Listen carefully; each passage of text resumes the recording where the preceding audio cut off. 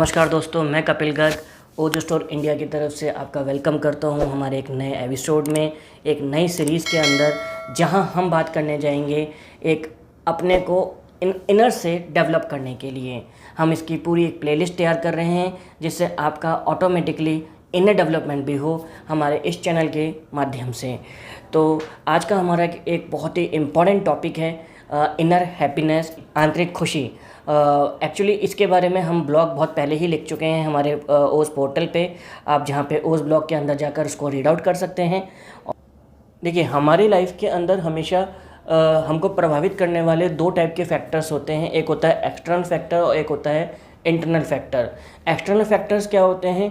जैसे आपको किसी ने कुछ कहा या आपके संग कोई, भगवान ना करे, कोई कैजुअलिटी हो गई, कोई आपको स्क्रॉट कर रहा है, कोई आपको कुछ कह रहा है, तो उस केस में ये सब तो होते हैं हमारे एक्सटर्नल फैक्टर्स।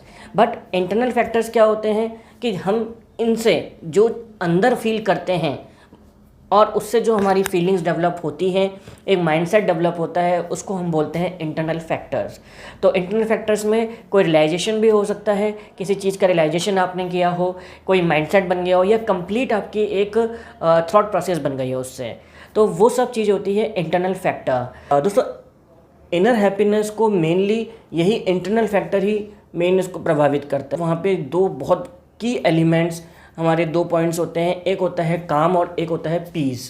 काम वो है जहाँ पे हम कोई चीज़ को क्विट करते हैं, कोई चीज़ को हम छोड़ देते हैं, चाहे वो जैसे आपकी, चाहे वो चिंताएं हों, चाहे इच्छा हो, गुस्सा हो, डिसलाइकिंग हो, वो सब चीज़ें बेसिकली होता ये है कि आप उसको छोड़ देते हैं। देखिए, बेसिकली हम अपने सोशल्स के अंदर रहते हैं, एक समाज के अंदर रहते हैं, तो वहाँ पे कुछ अच्छी चीज़ें भी होती है और कुछ बुरी भी होती है। तो बुरी चीज़ से होता क्या है कि हमारा मन टॉक्सीफाई हो जाता है, और टॉक्सीफाई होने के बाद में हमको एक अजीब अजीब सी प्रॉब्लम्स होती हैं। तो उसको ख़त्म करने के लिए हमको काम चाहिए। सेकंड, पीस होता है मेंटल कामनेस। मेंटल कामनेस क्या? बेसिकली आपका जो मन है, आपका जो मस्तिष्क है, वो शांत हो जाए, वो होता है आपका मेंटल कामनेस, जिसको हम बोलते हैं चैन।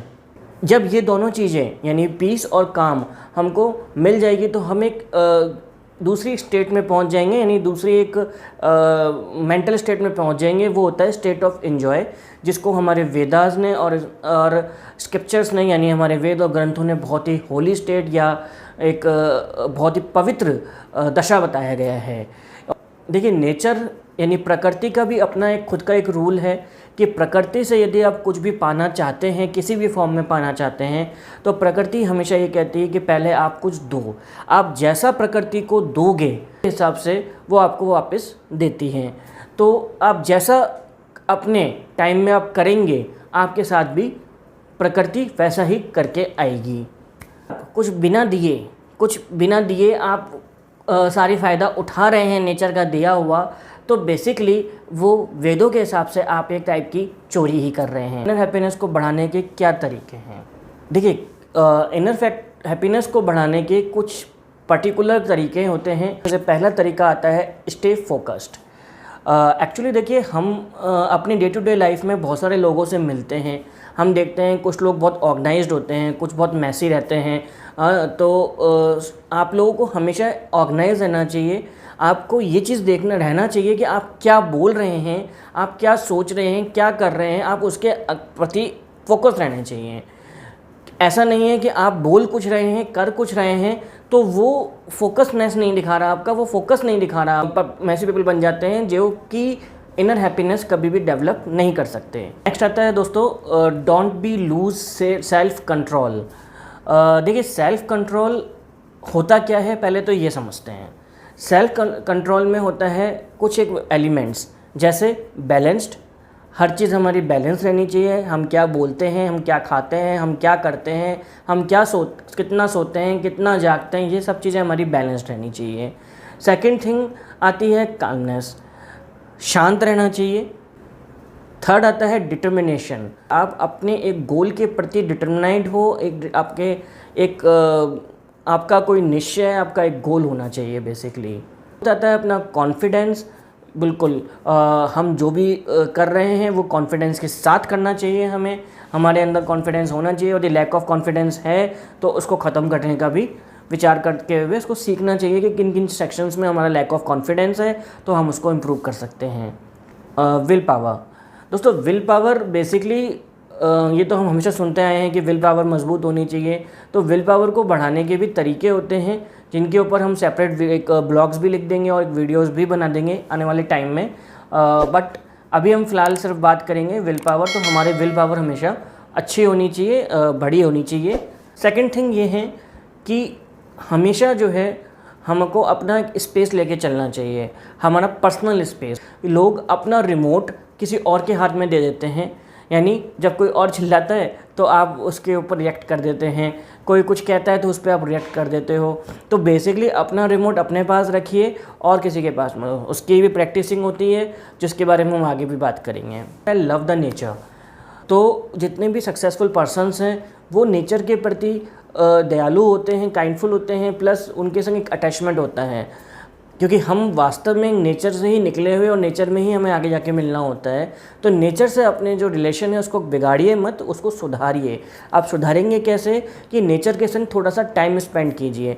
आप उसमें गार्डनिंग कर सकते हैं, किसी 2-3 दिन के लिए हिल स्टेशन पे भी जा सकते हैं नेचर को समझने के लिए। लॉन्ग वॉक कर सकते हैं गार्डन के अंदर, किसी अच्छे गार्डन में आप चल सकते हैं गार्डन में, और कैंपिंग कर सकते हैं। निकालिए थोड़ा सा टाइम अपना नेचर के संग निकालिए। देखिए पहले के टाइम में लोग नेचर से बहुत ज़्यादा जुड़े रहते थे और वो अपने को डेवलप भी बहुत ज़्यादा करते थे। तो नेचर से जुड़े रहिए, जिससे नेचर भी आपको कुछ डेवलप ही करे। आता है ग्रेटफुलनेस। आपने देखो दोस्तों, अक्सर लोगों को, कुछ लोगों को देखा होगा जिनको कुछ भी मिलता है, कुछ भी मिला हो, चाहे वो कोई रिलेशनशिप हो, चाहे वो फ्रेंड्स हो, चाहे पेरेंट्स हो, उन सब की कंप्लेन। आपको जो भी चीज़ मिली है, जैसा भी रिलेशनशिप मिला है, थैंक्स टू गॉड। ये अपनी एक आदत डालिए। आपको चाहे जो कैसी भी जॉब हो, करियर हो, सबसे पहले थैंक्स टू गॉड बोलना सीखिए कि जो मिला है वो मुझे अच्छा मिला है, और अपनी ईमानदारी के साथ में, अपने ट्रस्ट के साथ में उसको फिल करते रहिए। यदि आज मैं रिलेशन की बात कर रहा हूँ तो रिलेशनशिप में धोखा मत दीजिए बेसिकली अपने पार्टनर को, जिससे आप अपना 100% दीजिए और अगला आपको अपने आप ही 100% देगा। अच्छा की पॉइंट है एक मेडिटेशन। दोस्तों मेडिटेशन एक ऐसा प्रोसेस है बेसिकली जिससे आप अपने इनर फ्रेंड या फिर मैं कहूँ कि इनर सोल से आप मिल सकते हो। हमें डेली 10 से 15 मिनट का कम से कम मेडिटेशन करना चाहिए। और मेडिटेशन भी कई टाइप का होता है, जिसके ऊपर हमारा आने वाला कुछ ब्लॉग्स भी आ रहे हैं, और नेक्स्ट वीडियोस में भी हम कई सारी मेडिटेशंस की बात करेंगे। बट अभी मैं उनके लिए बात कर रहा हूँ जो बिगनर्स हैं, जो हम और आप जैसे लोग हैं, उनकी हम बात करते हैं।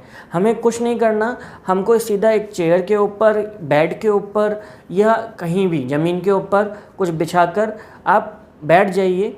बैठने के बाद में अपनी कमर को सीधा कर दीजिए, आँखों को बंद कीजिए और अपनी सांसों के ऊपर फोकस कीजिए। इनहेल और एक्सहेल पे फोकस कीजिए और उस पर ध्यान लगाते रहिए, तो जिससे आपका मन शांत होना शुरू हो जाएगा। लेकिन ये एक बहुत अच्छी प्रैक्टिस है, जितना प्रैक्टिस करेंगे उतना ही ये डेवलप होगा। हमारा अगला पॉइंट आता है बी 10 मिनट अर्ली। दोस्तों अक्सर होता क्या है, हम या तो सोते रहते हैं या हम किसी ना किसी दूसरे कामों में हम लगे रहते हैं। तो हमेशा कोई भी चीज़ करो उसमें थोड़ा सा 10 मिनट पहले आप करने की आदत डाल लीजिए। जैसे कि एग्जांपल, आप यदि सुबह 5 बजे उठते हैं तो 10 मिनट पहले उठ जाइए। यदि आप 6 बजे उठ रहे हैं तो 10 मिनट पहले आप उठ के देख लीजिए, आपको अपने आप ही एक मालूम चल जाएगा। और ये आदत आपको आने वाले टाइम में इज़ द बेस्ट पर्सन या बेस्ट एम्प्लॉय बना के छोड़ेगा। दोस्तों हमारा अगला पॉइंट है एस्केप फॉर ए वाइल। देखिए आप लोगों ने एक स्टोरी सुनी होगी, 2 एक्समैन की, 2 कुल्हाड़ी से पेड़ काटने वाले की। एक आदमी अपनी एक्स को, अपनी कुल्हाड़ी को टाइम टू टाइम शार्प करता है, वो रेस्ट करता है, और एक आदमी लगातार इसको काटता रहता है ट्रीज़ को। कौन जीतता है? जो कि बार बार शार्प करता है। इसी तरीके से हमारे को हमारे टूल्स को भी शार्प करना होगा। जब भी हम अपना काम कर रहे हैं तो उस रूटीन वर्क में, यानी हर 2 घंटे की रूटीन वर्क के अंदर हम अपने लिए 5 या 10 मिनट ऐसा निकाल लें जिसमें हम अपने फेवरेट पैशन या इंटरेस्ट को फॉलो करें। हमारी परफॉर्मेंस को बढ़ाएगा और हमारे जो वर्किंग कैपेसिटी है उसको इन्हेंस करेगा, साथ ही काम के प्रति हमारी इंटरेस्ट को बढ़ाता जाएगा। आप उस टाइम के अंदर 5 से 10 मिनट के लिए कोई गाना सुन सकते हैं, कुछ वॉक कर सकते हैं, या कोई अपनी बुक पढ़ सकते हैं, या फिर कोई जो बॉडी को थोड़ा रिलैक्स मिले और अपनी एनर्जी को आप बढ़ा सकें। हमारा नेक्स्ट पॉइंट आता है maintain good self care and hygiene. हमको ज़रूरत है एक हाइजीनिक सेल्फ केयर की, जहाँ पर मैं बात कर रहा हूँ केवल हाइजीनिक की ही नहीं, सेल्फ केयर की भी। और इसके अंदर हम बात करेंगे 7 से 8 घंटे की हमारी प्रॉपर की, जहाँ हम अपने सोने से पहले 1 घंटे पहले मोबाइल को बंद करके रख देंगे एक साइड में और आँखों को रेस्ट कर देंगे, और साथ ही साथ हम उसमें सोएंगे। 7 से 8 घंटे की प्रॉपर नींद लीजिए। एक्सरसाइजेज आप कर सकते हैं, मेडिटेशन हम पहले भी बात कर चुके हैं, वो आप कर सकते हैं।